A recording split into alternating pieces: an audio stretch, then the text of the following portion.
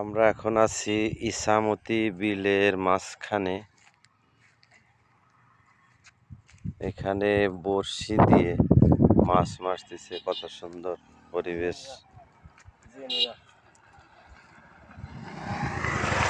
আসলে বড়শি দিয়ে মাছ ধরার একটা মজাই আলাদা।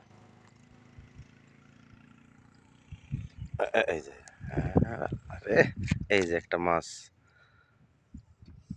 বড়শি দিয়ে ধরে ফেললো আমাদের উস্তাদ রাহিম মাস্টার। এই একটু মুখটা এদিক দেখান লোকজনরে, দেখ কতগুলো মাছ, অনেকগুলো মাছ, অনেক মাছ পাইছে। মাছ অনেকগুলো মাছ পেয়েছে।